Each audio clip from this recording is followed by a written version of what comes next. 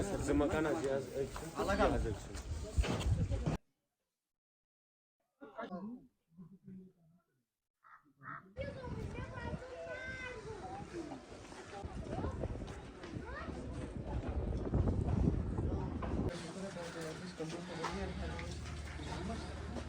नहीं पता short circuit है कि कुछ और।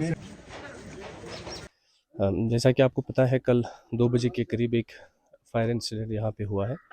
तो हमारे जो तहसीलदार साहब है वो इमीडिएटली मौके पे पहुँचे। एक चीज़ का ख्याल था कि चूँकि ये जो कंजेस्टेड बहुत पॉपुलेशन है, बट थैंकफुली फायर टेंडर्स जो है चार शरीफ से, पकरपुरा से, जो यहाँ पे लोकली स्टेशन होते हैं, वो भी टाइम पे पहुँचे हैं। उनको कुछ दिक्कतें आई हैं because of the congested population, but thankfully they have been able to control the fire in time. But चूँकि जैसा आप देख रहे हैं, नुकसान हुआ है बहुत। 2 residential houses, 3 residential houses and 2 cow shades का डैमेज हुआ है। तहसीलदार साहब कल ही मौके पे आए थे। उन्होंने इमीडिएटली इनके जो रिलीफ केसेस हैं वो प्रोसेस भी करवाए हैं। तो आज डिप्टी कमिश्नर बडगाम की डायरेक्शंस पे हमने सोचा हम भी एक मौका कर लेंगे, along with concern revenue agencies हमारे साथ है। तो हमने भी असेसमेंट की, टेम्परेरी असेसमेंट जो करनी थी वो हमने भी की। और इनके जो इमीडिएट जो रिलीफ है जो हम रेड क्रॉस में से देते हैं, उसका केस हमने भेजा भी है डिप्टी कमिश्नर ऑफिस। वो मुझे लगता है इनको शाम तक मिल भी जाएगा।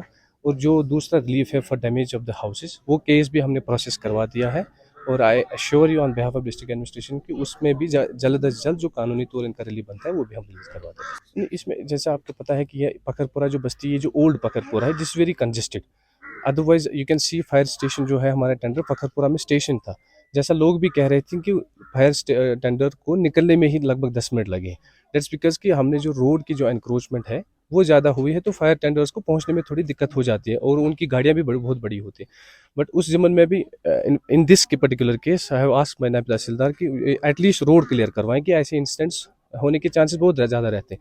But at the same time we have also to be responsible ourselves, कि हमें भी चाहिए कि रोड्स एटलीस्ट क्लियर रखें, कि ऐसी जो अनटूवर्ड एक्सीडेंट्स होते हैं कभी भी हो जाते हैं। वी कैन नॉट से हम ये कभी भी हो सकते हैं। We should foresee these things. और हमें भी चाहिए कि रोड्स के एनक्रोचमेंट ना करें, एटलीस्ट रोड्स क्लियर रखें, ताकि फायर टेंडर्स टाइम पे पहुंचे ऐसी सिचुएशंस में।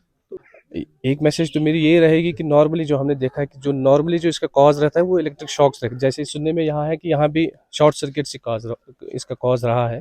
तो लोगों से यही मेरी गुजारिश रहेगी कि थोड़ा प्रिकॉशंस अडॉप्ट करें while using this electricity. This is very dangerous. जब तक एक एक्सीडेंट होता है पता भी नहीं चलता है। तो यह they have to be very cautious while using these electric appliances. और दूसरी जो भी चूँकि सूखा बहुत है, गर्मी करने के जो भी अप्लायंसेज है उनको यूज़ करने में बड़ा कॉशियस रहना है, सो दैट कि these accidents can be prevented in future. Fire tender जो यहाँ एक है, बट यू कैन सी कि जो चार शरीफ है it's at a distance of not more than 10 kilometres, वो भी यहीं पे है।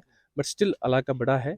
इसमें I talk to my deputy commissioner, उसमें देखते हैं अगर कोई पॉसिबिलिटी बनती है कुछ एक्स्ट्रा फायर टेंडर लगवाने की, वो हम कोशिश कर देंगे। आपने देखा होगा पखरपुरा में अभी 2 दिन पहले जो फायर इंसिडेंट हुआ था, उसमें एसडीएम साहब जो है हमारे चाडूरा के, उन्हें विजिट किया है।